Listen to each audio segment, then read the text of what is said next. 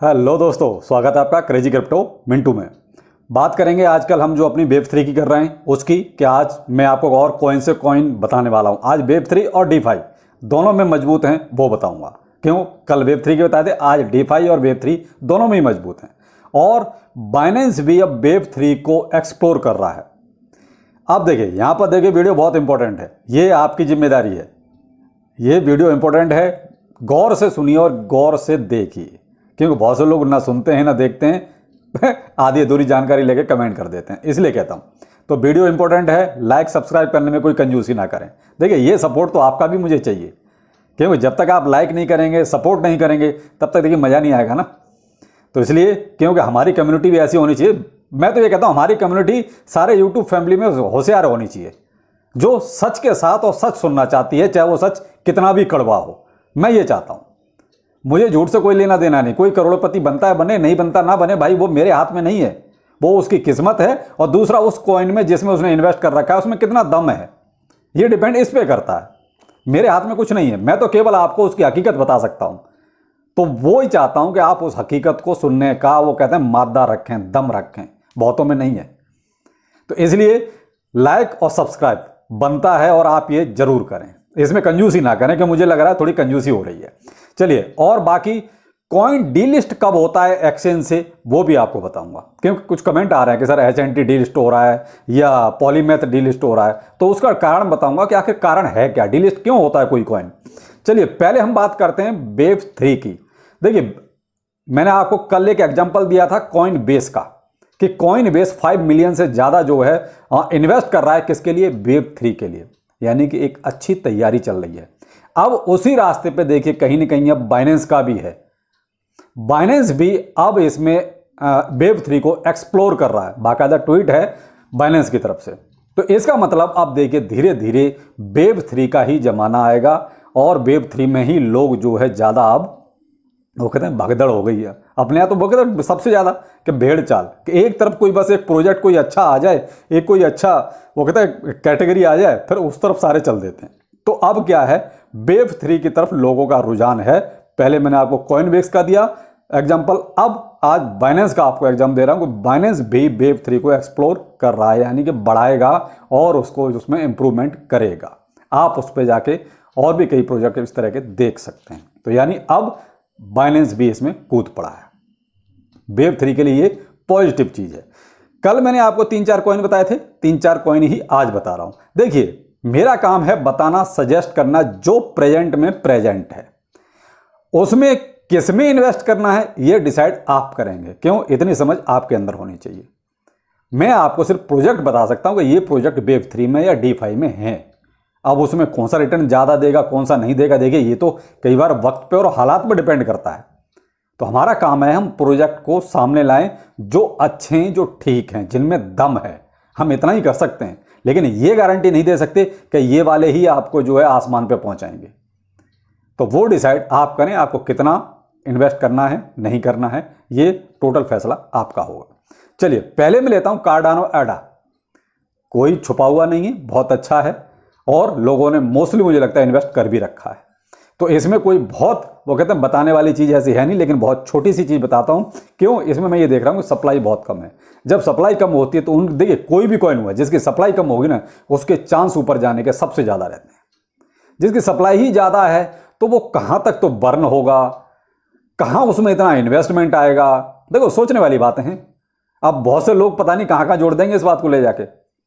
तुम हमेशा कोशिश आप ये करो, जिनमें सप्लाई कम है इन्वेस्ट उसमें करो। देखो, पते की बात बता रहा हूं, ये कोई नहीं बोलेगा आपको। आप केवल जो सुनते हैं वो हाइप के आधार पर सुनते हैं कि उसकी हाइप बनी हुई है, इन्वेस्ट कर दो, वो अच्छी बात है। लेकिन उसके पीछे उसकी सप्लाई भी देखिए कि सप्लाई कितनी है, वो कब तक बर्न होगी या कब तक वो कम होगी। तो सबसे पहला आपका टारगेट होना चाहिए कि सप्लाई के आधार पर आप चूज करें कि आपको किस में इन्वेस्ट करना है।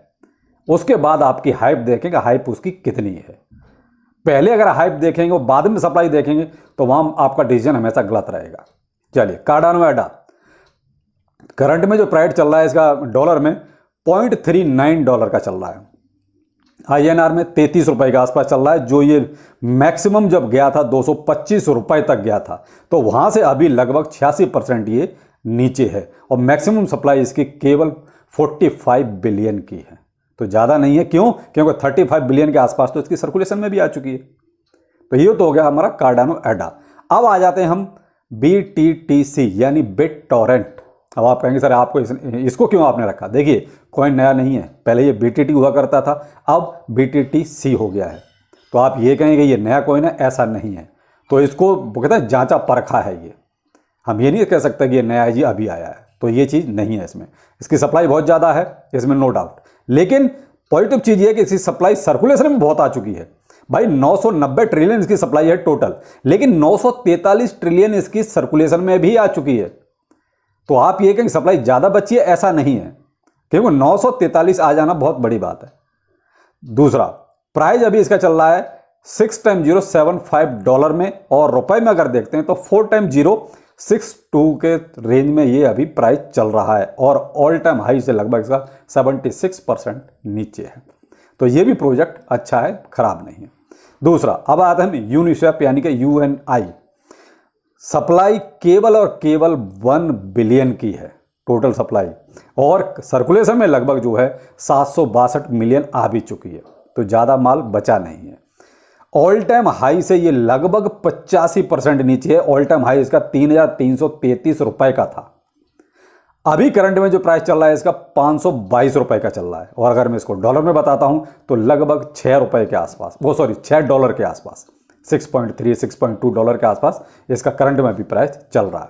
तो वहां से अभी आप ये मान लीजिए 85% नीचे है। अगर ऑल टाइम हाई तक भी चला जाए, ये सारे जो मैंने आपको कॉइन बताए, ये कॉइन अगर ऑल टाइम हाई तक भी जाते हैं तो भी आपको एक बहुत अच्छा सफिशिएंट रिटर्न मिलता है। मैं ये नहीं कहता कि ये आपको रातों रात करोड़पति बना दें, हो सकता है बना दें, किस्मत आपकी अच्छी होनी चाहिए, लेकिन इतना तो है कि अगर जरा सा भी मार्केट सुधरा, मार्केट में थोड़ी हलचल अच्छी हुई, तो ये अपने अगर ऑल टाइम हाई को भी सब टच कर लेते हैं तो भी आपको एक बहुत अच्छा रिटर्न मिल जाएगा आपके मन मुताबिक। तो ये थे कुछ आज के DeFi और वेव 3 के कॉइन, और इससे पहले मैंने बताया कि वेव 3 का चलन देखिए अब बढ़ ही रहा है, कम नहीं हो रहा है। बाकी आ जाते हैं कॉइन डीलिस्ट कब होता है।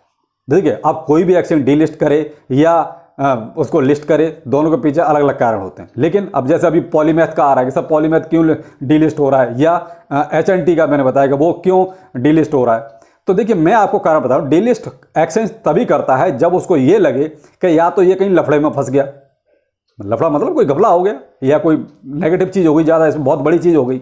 और दूसरी कंडीशन ये होती है कि एक्सचेंज ये देखता है कि इसका क्या ट्रेडिंग वॉल्यूम आ रहा है, कुछ नहीं आ रहा है मेरे एक्सचेंज पर।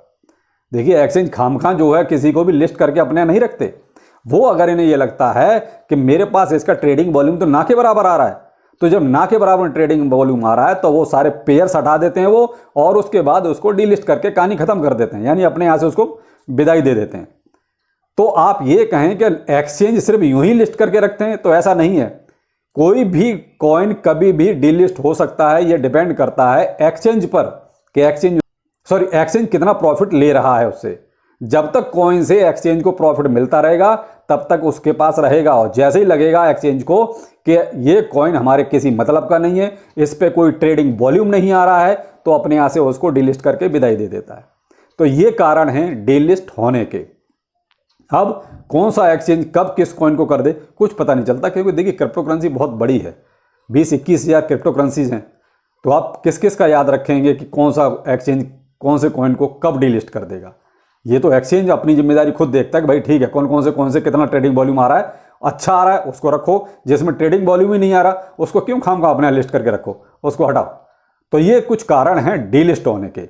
अब पॉलीमैथ हुआ या HNT हुआ, तो ये तो जो कॉइन वो एक्सचेंज लिस्ट कर रहे हैं, डीलिस्ट कर रहे हैं, ये तो आप उनकी साइट्स पे जाके देख लीजिए भाई क्या कारण उन्होंने बताया है। मुझे लगता नहीं कि कोई कारण होगा अभी तो सबके ही ट्रेडिंग वॉल्यूम डाउन है, तो अभी तो डीलिस्ट करने का कोई ऐसा खास कारण होता नहीं है।